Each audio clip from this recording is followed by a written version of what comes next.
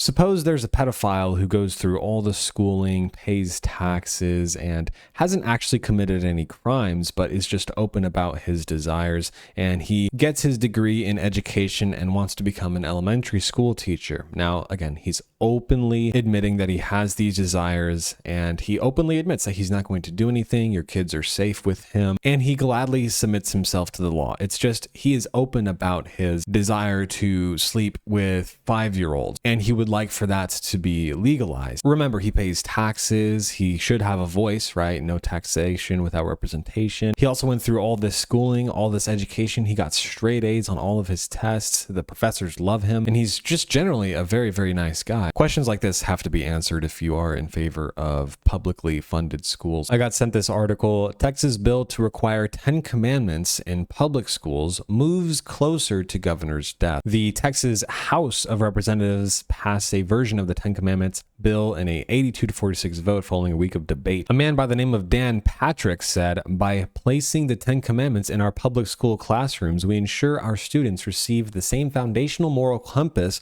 as our state and country's forefathers." Basically, what this bill says is that every single classroom would have to post a durable poster or framed copy of the 10 Commandments in every classroom, right? Some people are saying stuff like forcing our religion down their throats is not love. All right, now, what's the biblical point of view? I'm going to explain that today. It's actually extremely simple. It's really not that hard to think about. It's just people don't like thinking about it, or at least people don't like thinking about it biblically, because people presuppose that the Bible doesn't have an answer on this issue. Like, oh, the Bible's over here. It's about the past. The only thing the Bible teaches us about is salvation in Jesus Christ, and we just have faith. But when it comes to politics, oh, it can't help us over there, so we're just on our own. Okay, so that's why there's pretty much nobody that has the answers on this issue, but I do. Not because I'm smart, but because God, who inspired the Bible, is. And I'm going to be the first one to admit that I am not a smart man, okay? That's why I go to the scriptures first, right? Let's react to this video, though, because this will give us sort of an idea of the debate that's going on.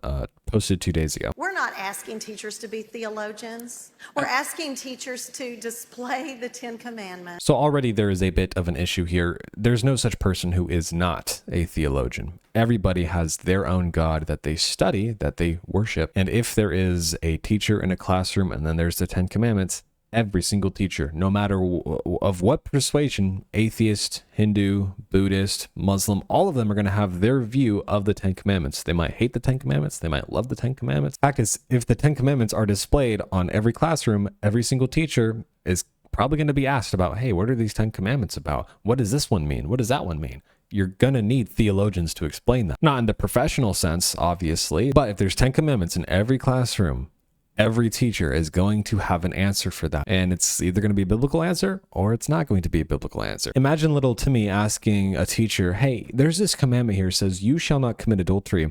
What's the punishment for adultery in this country? And then the teacher's going to say, well, actually nothing, because we don't actually follow the 10 Commandments in this country. And then smart little Timmy's going to be like, wait a second. Aren't you a representative of the state, this country? You're a government employee. And then smart little Timmy's going to get kicked out of class. All right, I've gone on long enough. Let's continue this video. You know how important the 10 Commandments are to me, and you know how important my faith is to me. And we have an honest disagreement about the role of the government in this kind of policy. So I just want to have a conversation about that. The First Amendment forbids the government from establishing a state religion. Is that something we can both acknowledge and agree to? That's a good question that I think every Christian should be able to answer very easily. Should the U.S. government or any government in the world explicitly acknowledge Christ and seek to honor God?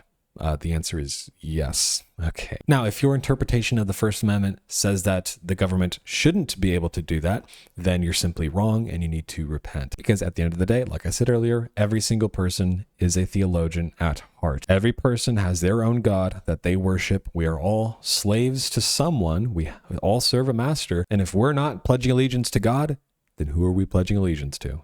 Oh, the God of the state, the flag, right? Anyways. Agree to. I will agree with the fact that we don't want government telling religion what to do. Do you believe religious instruction for children is the job of parents and pastors or government employees? So I'm pretty sure this is a Democrat. I've seen him around in clips, but he's right. That's 100% a valid question. And the answer is the responsibility of teaching children is on the parents. Okay. No one else. Biblically speaking, the state's job is not to educate people. That's not what the Bible says. And no, not just about religious things, but about everything, okay? Because if you understand the Christian faith, literally everything is religious for us. Learning math in school is a religious act if you do it to the glory of God. Look at all the order. Think about the fact that there's an infinite amount of numbers. We can't contain all of them. This reflects the infinite mind of God. That's the Christian view. And so no matter what you do, no matter what you're learning in any situation,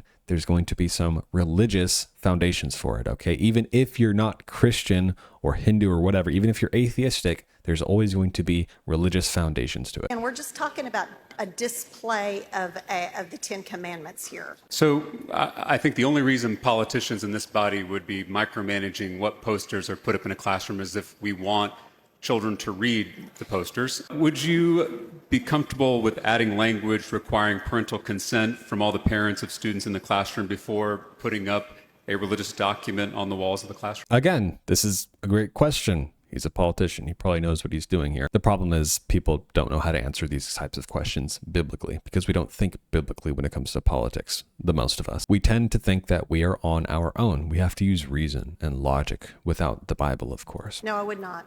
So you're against parents having a say in their students' religious instruction? I'm against that proposed amendment, yes. I think that we need to return to the foundational truths. How do you think it makes a Hindu student feel to have a poster in every classroom that says, "Thou shalt not worship any god before me"? Again, if they have come to the United States and they are living here, they're born here, they're citizens, then they would probably enjoy celebrating what made our forefathers so different from every other nation in the world. So that's a bit of a non-answer, but the Hindu would feel confused. My parents are teaching this at home, and the school's teaching this at school, and I don't agree with what the teachers are saying, and probably most of the other kids as well. There might be some bullying that might happen as a result of that, and the parents might not like it, and there's going to be all sorts of division because of that. And at the end of the day, that Hindu is a taxpayer. If you're not representing her view in the schools, that is the Hindu mother's view in the schools, you're basically saying to that immigrant,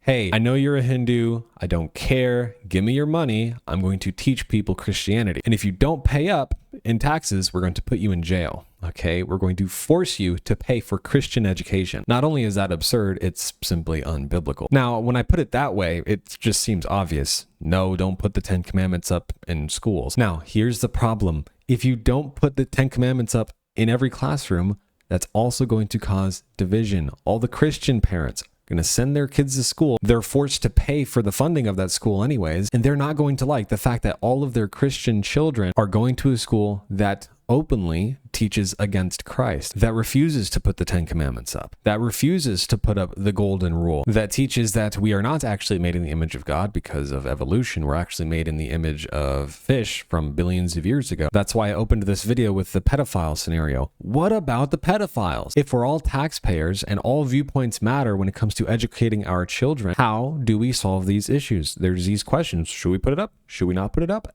Everybody has a different answer. And so logically, the public schooling system doesn't have an answer either. It can't actually have an answer, a definitive answer. The only way that it can work is if everybody agrees on every issue. We all just become a hive mind. And so essentially the state becomes the god of the system. They just decide what they want to do. And if you don't submit, then die or get kicked out or go to jail or whatever. You become our slave. You know, as Christians, we look at the public school system and think, oh, it's gone downhill. They're not teaching Christian values anymore. And oh, that sucks. And yeah, sure, that's bad. But the idea of a public school system is inherently totalitarian, and it can't not be that way. Let's go over one more scenario before we get into the scriptures. Take a Hindu, all right, the religious Hindu who believes that all is illusion and 2 + 2 could actually equal 2, and it actually is 2. And yeah, it's also 4, but you're that bigot Christian who thinks that there is objective truth and that contradictions actually exist. Okay, I want to teach my children that 2 + 2 is also 2, and 3, and 4, and 5, and 6. That's my math class. That's my ideal math class. Again, imagine a Hindu who believes that, wants to become a math teacher, goes through all this schooling and everything, and that's his philosophy, that 2 + 2 is 4, yeah, but it's also 3 and 2, and 1, and -586. Even if you're an atheist, do you want that Hindu math teacher teaching that?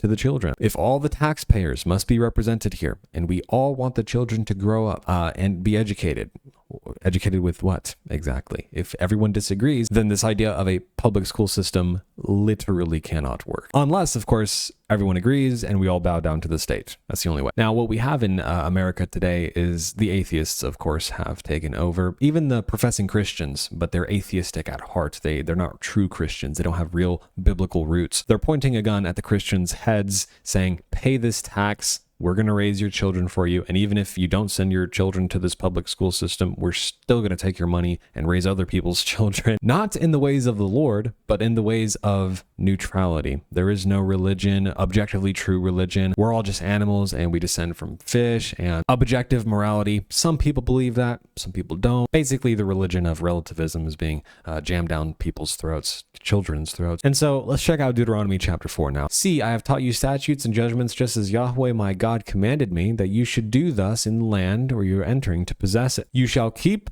and do them, for that is your wisdom and your understanding in the sight of the peoples who will hear all these statutes and say, surely this great nation is a wise and understanding people. For what great nation is there that has a God so near to it, as is Yahweh our God whenever we call on him? Or what great nation is there that has statutes and judgments as righteous as this whole law which I'm setting before you today? Now, again, I understand a lot of non-believers and even professing believers are not going to agree that the law found in Deuteronomy is good. We're going to find stuff like stoning, burn witches to death and stuff like that. And people are going to think, oh, that's not good law. This is actually really, really bad law. And so let's just throw away Deuteronomy. Let's not ever listen to it. But Christians, we actually love God's law. Everything we find in here is wisdom from God. Beautiful words. Hear, O Israel, Yahweh is our God. Yahweh is one. You shall love Yahweh your God with all your heart, with all your soul, and with all your might. These words which I'm commanding you today shall be on your heart. You shall teach them diligently to your sons, and shall speak of them when you sit in your house, when you walk by the way, and when you lie down, and when you rise up. You shall bind them as a sign on your hand, and they shall be as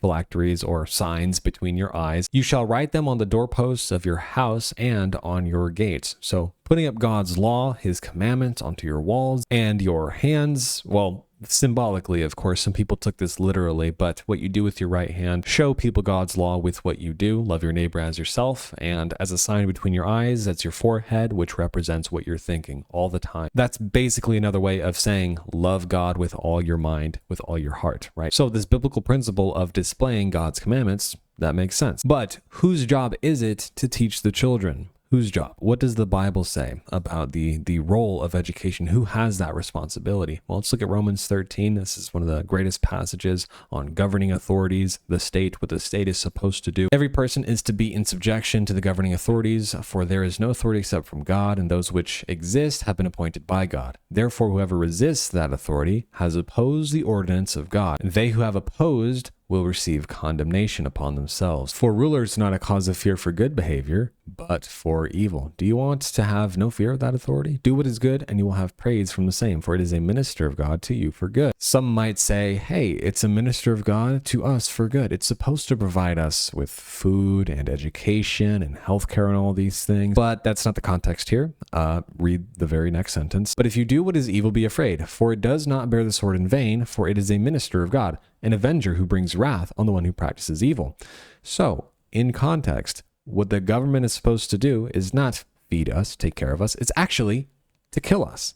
That's how it's a minister of God to us for good. It's supposed to kill evildoers. That's what the sword is referencing. Murderers, for example, rapists, yes, pedophiles. Kill them all, government. That is how it is a minister to us for good. It's keeping all the lawless ones out. Or it is supposed to be, right? If we're not putting those types of people to death, if the government is not, then they are in sin and they should repent because the government's not doing its job in that scenario. Therefore, it is necessary to be in subjection, not only because of that wrath, but also because of conscience. For because of this, you also pay taxes, for rulers are servants of God, devoting themselves to this very thing. What is the very thing in context? What is the service that they provide? What is the ministry of the government?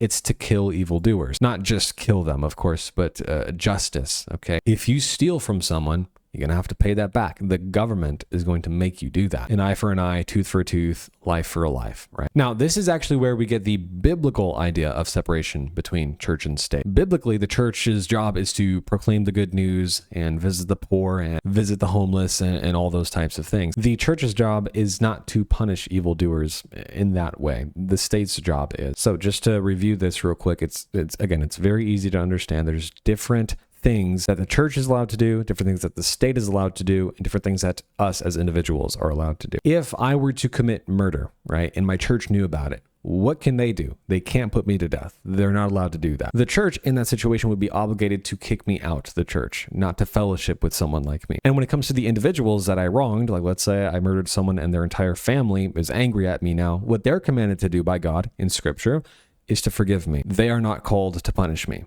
Now, who is called to punish me though? The government should put me to death in that scenario if I committed murder. Jesus said in Mark chapter 12, render to Caesar the things that are Caesar's and to God the things that are God's.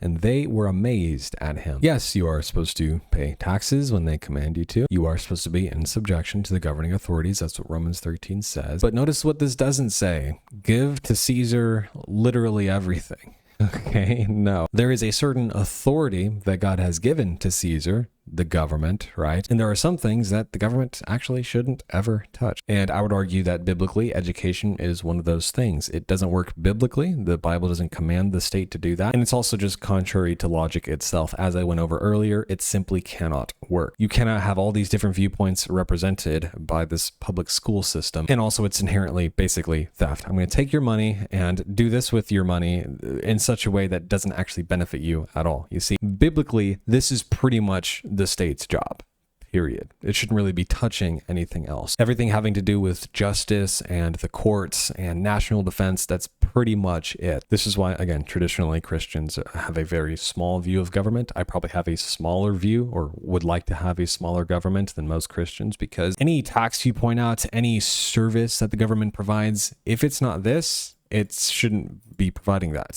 Food, education, healthcare, feeding the poor, those types of things. That's not the government's job. It is actually your job to love your neighbor as yourself. Take care of your family. You know, it's interesting. The more and more you tax someone and say that you're going to take their money and give it to the poor, the less they're going to actually want to give to the poor because, hey, you already took my money to give to the poor. And, you know, typically how that works out is the government isn't really good at handling money that well, right? So again, in the wisdom of God, this is the biblical government. It does this and just this, nothing more. Let's also take a look at Ephesians 6. Children, obey your parents in the Lord, for this is right. Honor your father and mother, which is the first commandment with a promise, so that it may be well with you and that you may live long in the land. Again, put up this commandment in every classroom in America or Texas or whatever. What about the gay couples out there who have father and father? The kids are going to question that in school. And the gay couples are going to be like, I don't know, man. I don't like this commandment. It doesn't have to be father and mother. It's not very inclusive. And so if you make this commandment inclusive, you could say father and mother and potentially maybe father and father, and then maybe potentially mother and mother, or potentially intersex and intersex, or whatever, all the billion different combinations that you have now. That kind of inclusivism is going to be fine in the eyes of some of the taxpayers, the LGBT community, but from the eyes of the Muslims and the Jews and the Christians, we're going to look at that and be like, no, we don't want that. So again, it's not that public schools are just going downhill because they're not teaching Christian stuff. It's that the very concept of public school simply cannot work. You cannot represent all the taxpayers' views. You can't please everyone. It is not the state's job to teach children. It's the people's job. Fathers, do not provoke your children to anger, but bring them up in the discipline and instruction of the Lord. I might blow your mind with this conclusion, guys, but the solution to the public school issue and all of these different questions like prayer in school, 10 Commandments, should we actually teach that 2 + 2 is 4? I mean, why not teach it's 5? Because it's all relative, right? The answer to all these questions is that you should just abolish the public school system. It's not designed to answer these questions. It's designed to either A, not work, because it just can't, or B, everyone just agrees on everything and we all submit to the government, and we just have to let the state raise our kids however they want. The very easy solution to this, although I don't think it's ever going to happen in my lifetime in this country, is to just get rid of public school. Let people raise their kids however they want to, send them to this private school or that private school. If the Christians don't want to send their kids to this super gay school that's going to have gay dances and gay pride parades and all that, then don't send your kids to that school. And if all of the prideful people out there want that kind of stuff to happen in their schools, then do that. Now, at this point, you're going to hear all sorts of objections like, oh, what about the poor kids out there? What about all of the disadvantaged who cannot afford private schooling? Number one, again, whose job is it? It's the father's job. It's the family's job to teach the children. If someone can't provide for his household and teach his children, that sucks.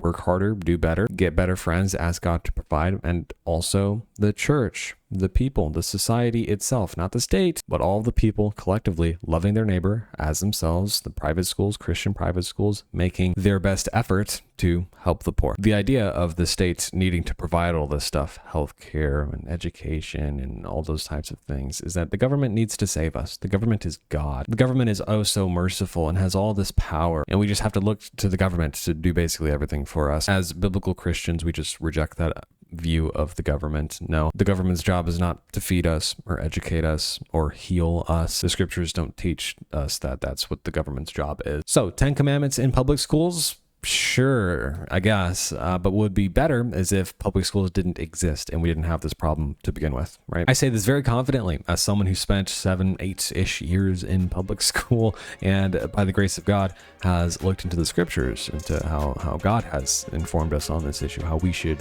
think about public school. Well, it just shouldn't exist. It's that simple. God help us all.